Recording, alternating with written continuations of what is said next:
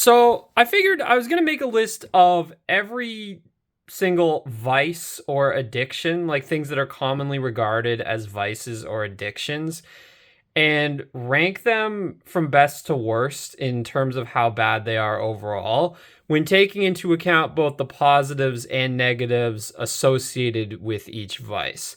And I've included a few things at the top of the list that aren't really vices per se, but could be something that you could become addicted to in excess, but it's probably rare in those cases. But yeah, I calculated it by adding, like, basically calculating the negatives and positives to each vice on a scale of 1 to 10 and then subtracting the smaller number from the larger number. And some of these have positive values and some of these have negative values.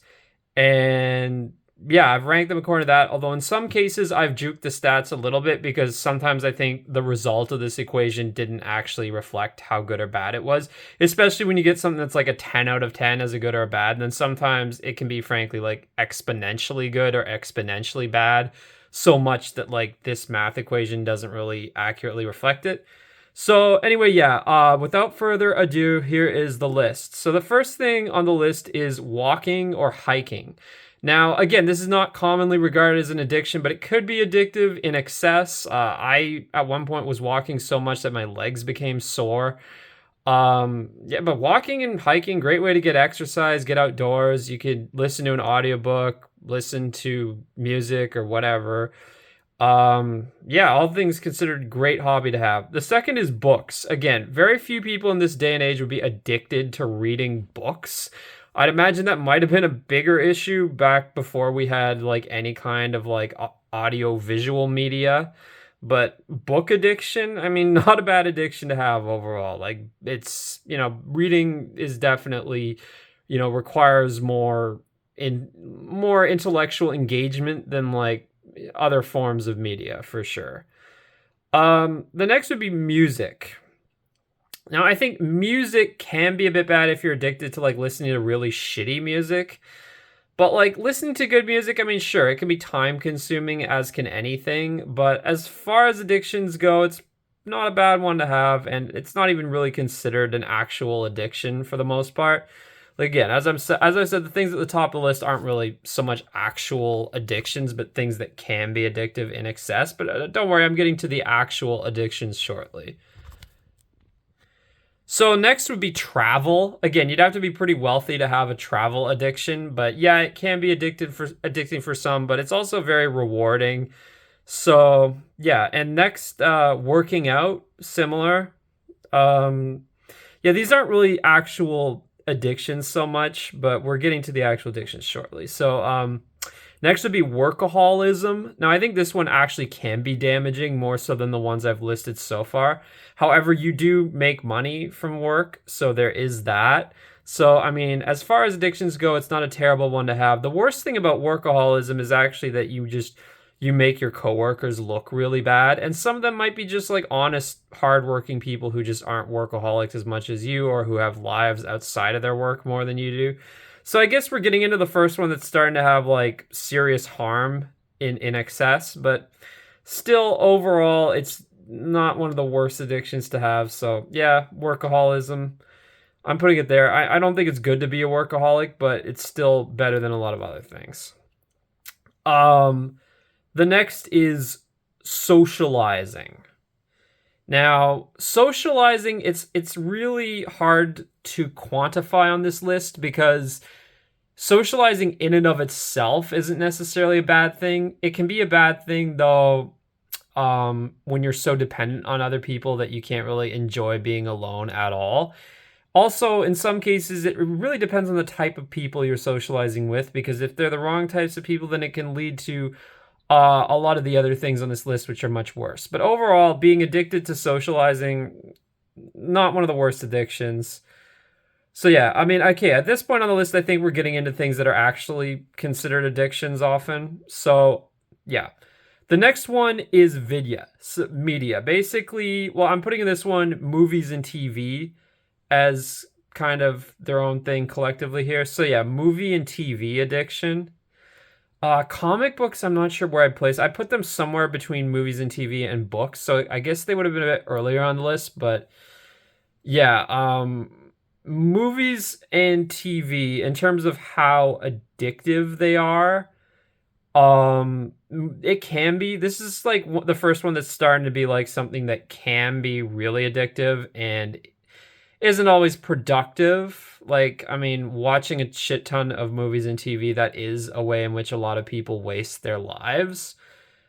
Um, I guess what makes it less damaging than some of the others is it's not like physically harmful aside from just the absence of exercise you're getting while sitting down and watching this stuff, but it's not as physically harmful as a lot of the other things on this list. Um Overall, as I think this is the first thing on the list that's generally considered like an actual vice. And I think of things that are widely considered actual vices, it's probably the least bad vice to have.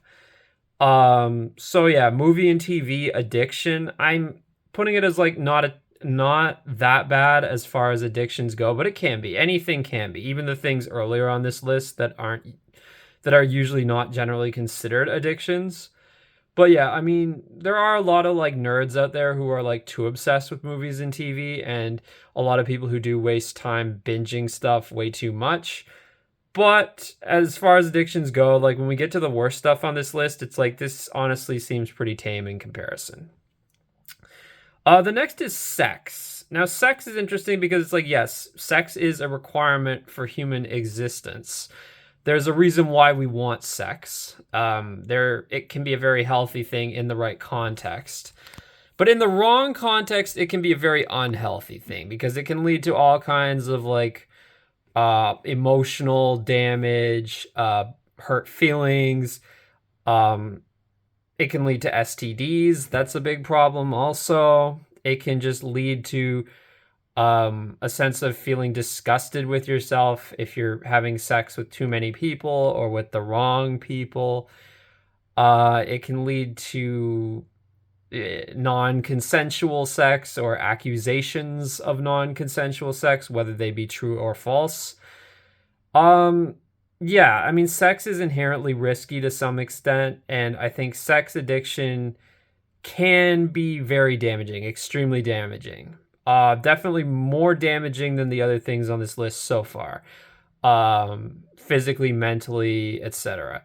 However, the reason it's not lower on the list is that sex is not inherently bad. It can be a very good thing, like in the right context. It can be an amazing thing in the right context. It's just context is very important for sex. And that's why I put sex addiction here on the list, because it can be, at its worst, could be every bit as bad as many of the things lower on this list, but it's not inherently bad. So that's why it's at this point on the list. Okay, next, lower down on the list is social media / internet addiction. But in this case, I'm saying addiction that's specifically related toward politics and debating. So this is the kind of addiction that many people on the dissident right and the online right fall into. And it is an addiction in and of itself, which is, of course, the irony, because the online right is always talking about various types of addictions and how harmful they are, without realizing that participating in these communities can in and of itself be an addiction. Especially when some content on the online right is just put out in such a way that it's like, oh, you always want to check YouTube, you always want to check Twitter, always want to, listen to the new episode of TRS, or watch or read the new articles on the Stormer. It's like there's so much of this content out there that it can be addictive in and of itself. And it's especially addictive when it gives you this like dopamine feedback loop of confirming your own narrative, or of like, oh, I partly agree with this, oh, I disagree with this like this constant desire to be always debating politics or participating in discussions about it. It can be very addictive, and it can be a time waster. I know this firsthand. However, the reason I'm putting this higher than some things on the list is it does involve discussing important issues to some extent, and I mean, politics can be productive. I mean, the fact is, for better or worse, these shitlords on the internet did make a political impact, in the real world, in the form of Trump getting elected to president, in the form of the Charlottesville rally. I mean, that wasn't such a good thing, but it was still an impact, I guess, in the sense that it made people aware of the movement. I mean, politics in and of themselves are not inherently a waste of time. It's just that shit posting can be a waste of time. So I'm going to put shit posting here on the list, but to be honest, the most destructive effect of shit posting is that you can get doxxed for it. That's actually a very destructive effect. But still, the vast majority of online shit posters don't get doxxed. So, but some do.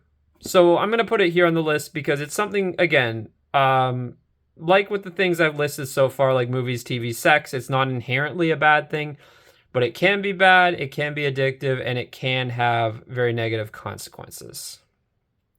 However, as I said, it can also have very positive consequences because political debate is ultimately what gets the ball rolling on political change. And we do need political changes in many regards in our society. And hopefully all this shit posting can help someday produce some good real world results. Although largely, sadly, I say we have yet to see any.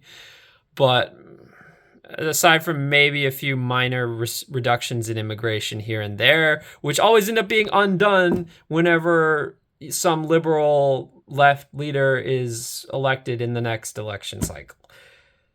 So I guess in Eastern Europe, perhaps it's had some positive effects because they've managed to stem the flow of liberalism this long. So maybe the online right has had some positive effects there. I don't know.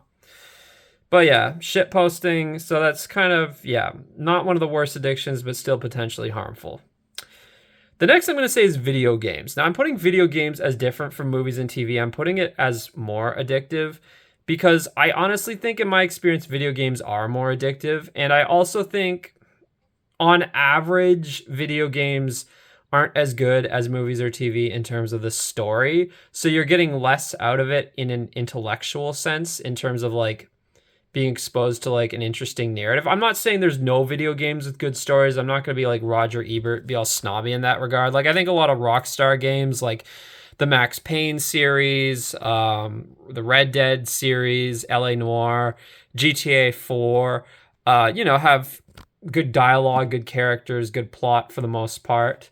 Are they on the same level as something like The Sopranos or The Wire? No, but they're not terrible in that regard.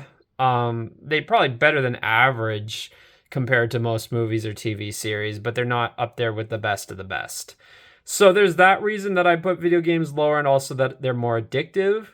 Do I think video games are inherently a waste of time? No, but I think video games are more addictive and potentially more of a time waster than movies and TV. I don't play video games as much as I used to, but I haven't got around to playing Red Dead 2 yet, and I really do want to play that. It's just I don't own a console that can operate it, and I've heard the PC version isn't as good. So, yeah. But, yeah, video games I'm putting there on the list.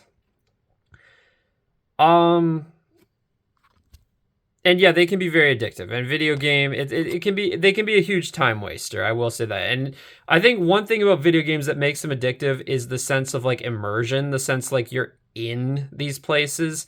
And I think open world video games in particular can be addictive in that regard. Those were my favorites back when I played a lot more video games. And I found that ever since I stopped playing playing video games as much, I've been traveling more and exploring more in the real world. So that's one issue with video games is I feel like they can be like this kind of like fake, like almost like the Matrix, like this like fake substitute for like real world travel or exploration. And it's just not the same. And it's like, if you can afford to travel in the real world, it's just so much better than exploring a fake place in a video game, even if it's a really well done fake place, like in Red Dead or GTA 5 or like the Assassin's Creed games or what have you.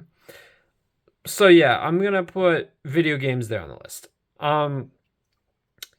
The next addiction I have is social media / internet addiction, but not related to politics specifically.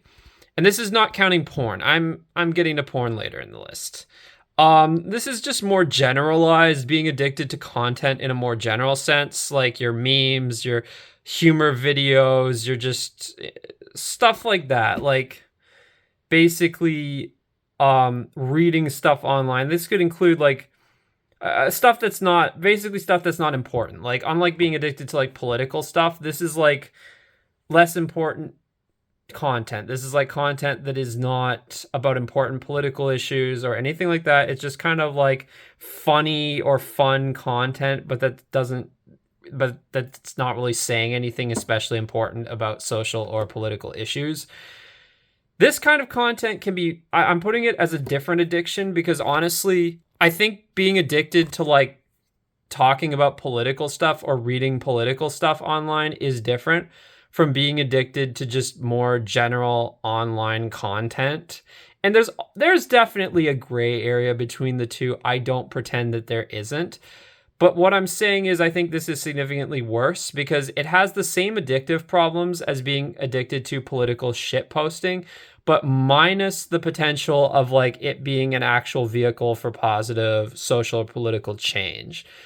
Although minus also the possibility of getting doxxed for it, so that's one thing in its favor. But nonetheless, I'm going to put this as a worse addiction, a significantly worse addiction actually, compared to political shit posting.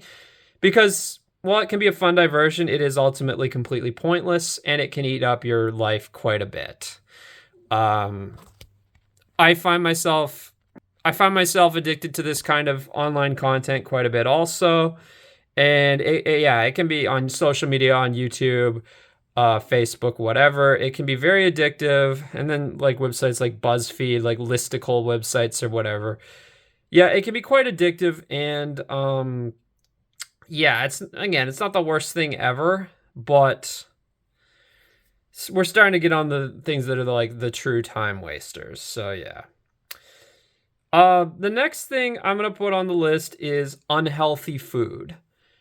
Now, the thing is, unhealthy food can be fine in moderation. There's a lot of delicious food that I'm glad I've eaten because honestly, I think it's good to explore different types of foods, try the cuisine of different regions, food with different cultural contexts, be it like Chicago deep dish pizza or poutine, like genuine, authentic Quebec poutine, what have you. But let's not kid ourselves. A lot of this food is quite unhealthy, especially when eaten in excess.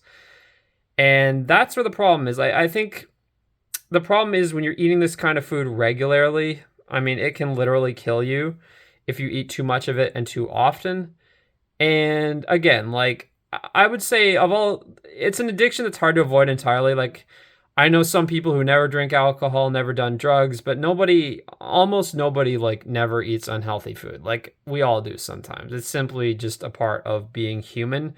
Like, you go to social events, you go to work, you meet up with friends, often on eating some food that's not the healthiest is part of the experience. And so I'm not going to say it's something you should avoid entirely, but we are getting into an addiction that can literally kill you if you go too far with it. And it is one of the leading causes of death is like eating unhealthy food.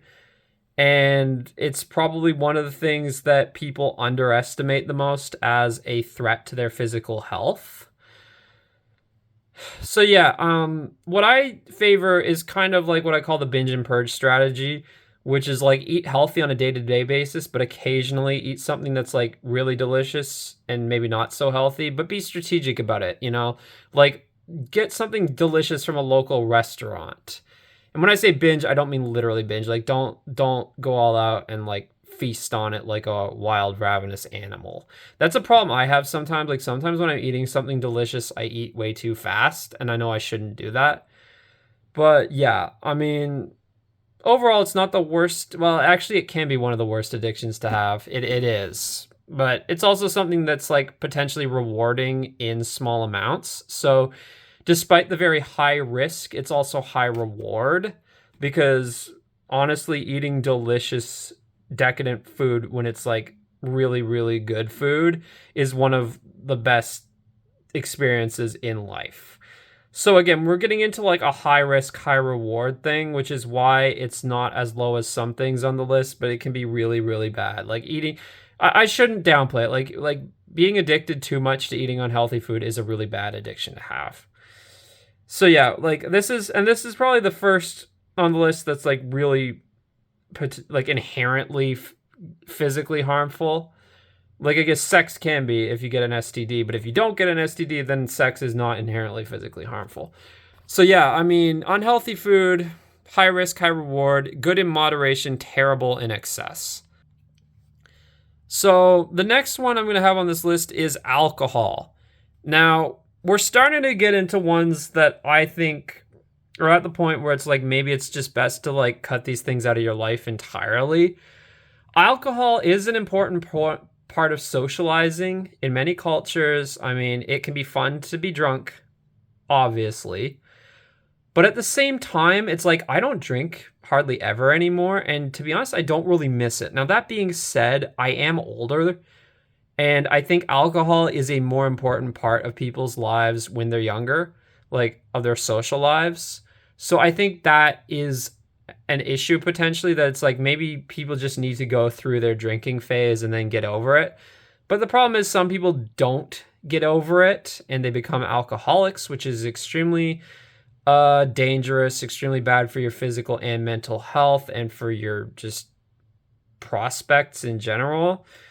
Um so yeah, I don't know, but at the same time, should you cut alcohol out of your life entirely? I don't know, because it is a very important part of socializing when you're young, and like alcohol has negative effects, but being a complete fucking loner with no friends also has very negative effects. Now, I don't know, people say Gen Z isn't as much into drinking as previous generations were, but that said, the stuff they're into is often worse, which we'll get into the next few things on this list. But yeah, alcohol overall, this is the first thing on the list that I'm going to say maybe is a good idea to just not imbibe in at all. Although I do admit, like, a really good beer or wine can taste really good also in and of itself.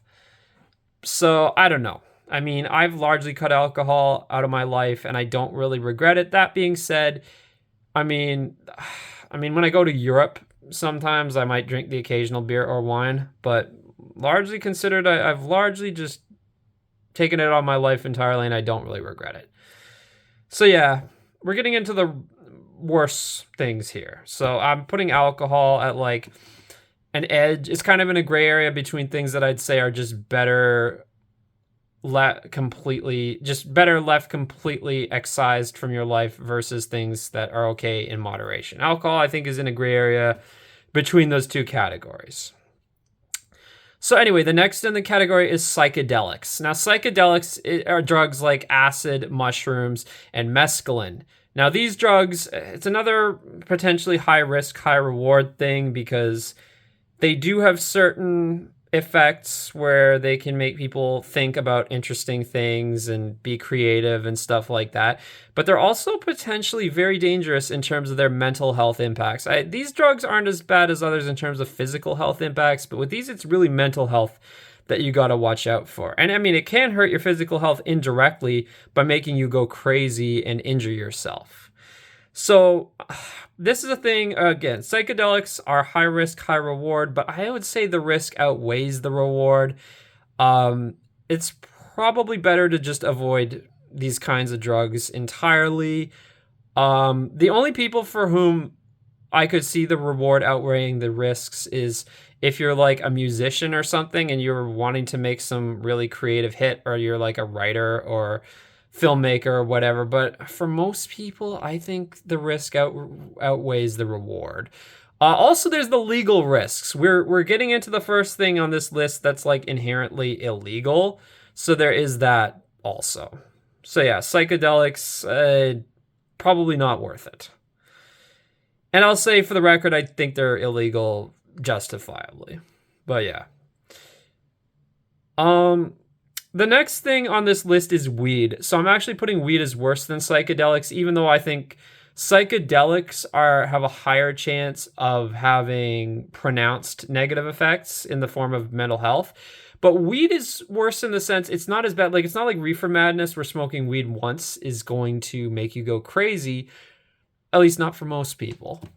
But weed, I think, is more corrosive because it's more addictive than psychedelics, and it's I've met a lot of people who are just extremely addicted to marijuana, and it does ruin lives. And yeah, like psychedelics, maybe it has some positive creative aspects in terms of like if you're creative or just makes you appreciate like music more or whatever.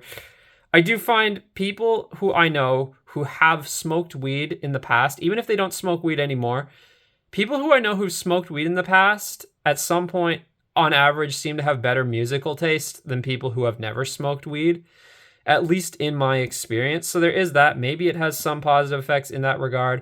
But nonetheless, I've seen it ruin so many lives. I've seen so many people get addicted to it and just become total burnouts, total shells of who they used to be.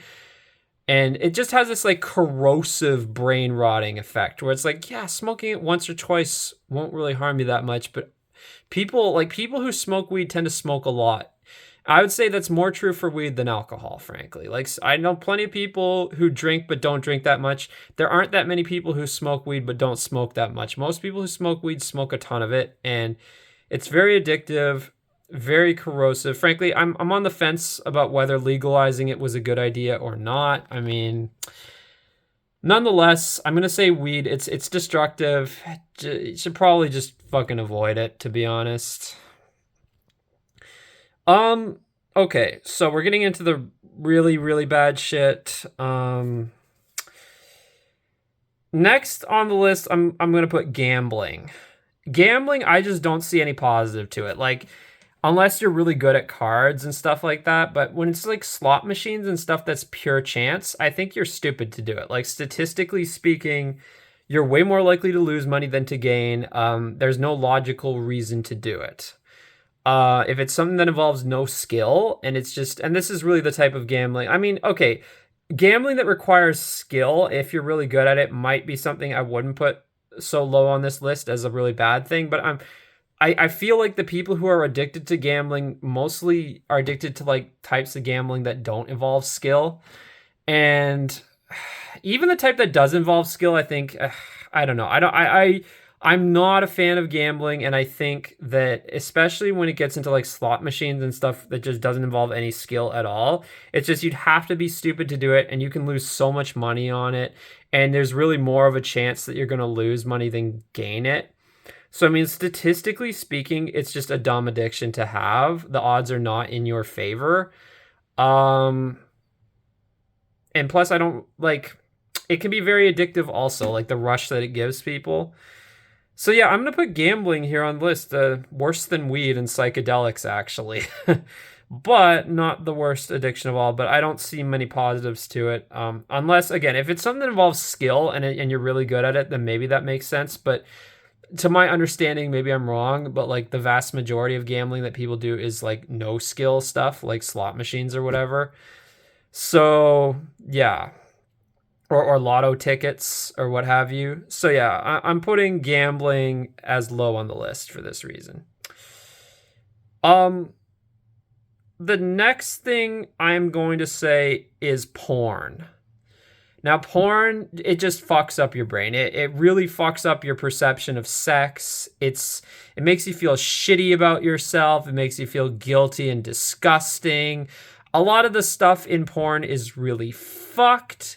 And there's also the ongoing fridge horror of like the fact that like so much of it involves sex trafficking, so much of it involves people who are addicted to drugs, very unethical industry practices. Not to mention, there's no real way of 100% verifying on any given, porn website, are the people in it actually over 18? Do you know 100%? Are they really enforcing this?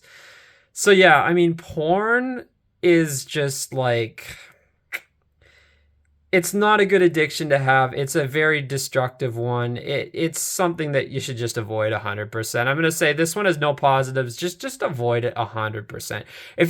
The only positive thing about watching porn is that maybe it can make you more creative in bed. Like it can give you ideas about what to do in sex. There are websites, there are places you can look that stuff up for advice without looking at actual porn. Okay, there's plenty of places you can go to online for advice on like sex positions or things you can do in bed that are not just the missionary position or whatever. There's plenty of places you can find that information without looking at actual porn. Porn is something that I'm going to say flat out, just avoid it. Just avoid, avoid, avoid, avoid, avoid. Very psychologically damaging. It rots your soul. Just avoid porn entirely. And it's very addictive. Okay. So, the next thing on the list, this is probably the one that's going to piss the most people off, but tobacco, nicotine.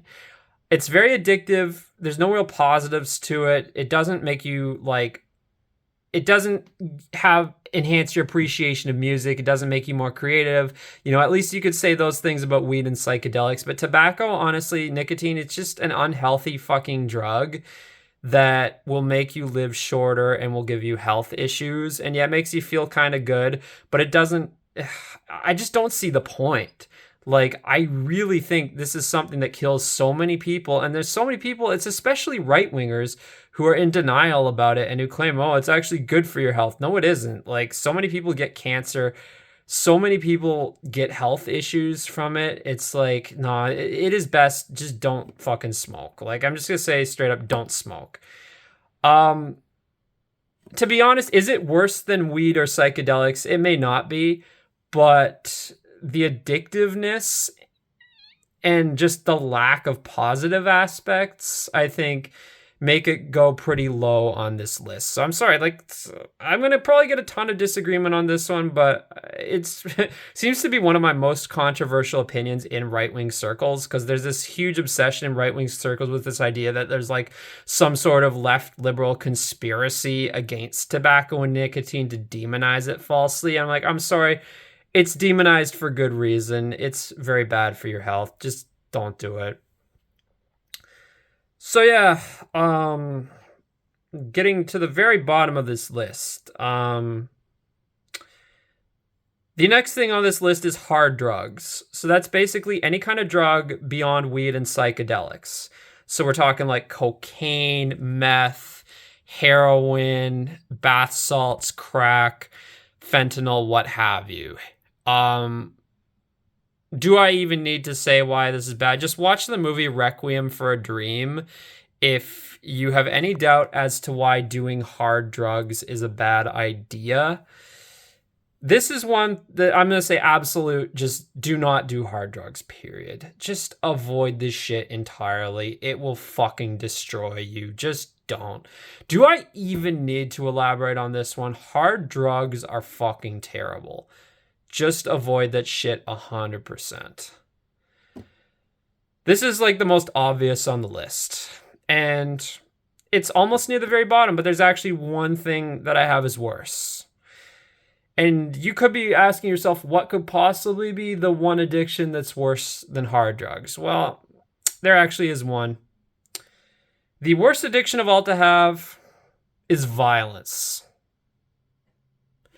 Yes, this can be an addiction for people. Fighting other people, engaging in real world violence. I am not talking about violent video games. I'm not talking about writing fiction or consuming fiction about violence. I'm talking about actual violence. I'm not talking about sparring, like boxing, which I would say is more like working out. No, I'm not talking about like fighting in a controlled environment. I am talking about actual violence. I'm talking about people who fight other people, who get in fights for fun because they enjoy it, because they get off on it. And in its most extreme form, you have serial killers like Jeffrey Dahmer or Ted Bundy. So yeah, violence as an addiction, yeah, this is the worst addiction to have. It'll destroy you, it'll destroy other people, like literally. It can lead to literally murdering people. Yeah, this is the worst addiction. There's nothing good about it. I mean, I guess unless you're like Batman or the Punisher and you're only going after bad people, but when the fuck does that ever happen in real life?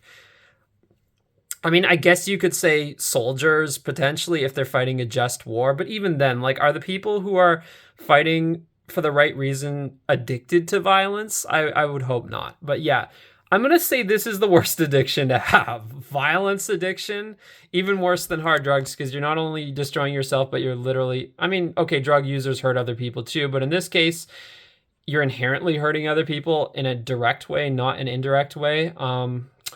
Yeah, violence addiction, and in the worst, as I said, in the most extreme form, you have serial killers, and like that is an addiction. Like when you look into their psychology, they are literally addicted to violence. So yeah, I'm gonna say that is the worst possible addiction to have. And okay, to be fair, there are certain addictions that sort of fall under addictions that I mentioned here, but would be much worse because of the specific context. Like when I talk about sex addiction, if it's any kind of like addiction to forms of sex that are like inherently non-consensual, and when I talked about pornography addiction, if it's addictions to types that are inherently illegal, things involving, people of a not suitable age range, not suitable at all. Yeah, those types of things, it's like, yeah, fuck you, you know? You're at the bottom of the list here too. In terms of what you're doing not only to yourself but other people. So yeah, those specific subsets of sex or pornography addiction would be at the bottom of the list. Stuff involving that type of thing or involving things that are non-consensual or whatever. Yeah, that's bad. That's that's bad. And I'd also put, okay, oh yeah, one type of addiction that I completely forgot was like shoplifting. Yeah, I'd put that near the bottom of the list also because it's illegal. It's stupid. It's like, especially if you're doing it from small businesses. Yeah. So, or being addicted to stealing in general. Yeah. So these are things that are at the bottom of the list. They're like, just avoid this shit entirely. And like, in some cases, it's not just avoid it, but in some cases, it's like, you're a piece of shit for wanting to do these things. Well, you're definitely a piece of shit for doing these things if you do them. I'll say that. For the things at the very bottom of the list. Yeah. So yeah, the worst addictions. Again, like I'm trying to be a bit like, I'm trying not to say certain words because I don't want to trigger any, you know, flags that these words would trigger. But I'm sure you all know what I'm talking about when I'm talking about sex and pornography and certain forms of it. Yeah. These things are at the bottom of the list. These are things to just avoid entirely. So yeah, that's my list of vices and addictions ranked from best to worst.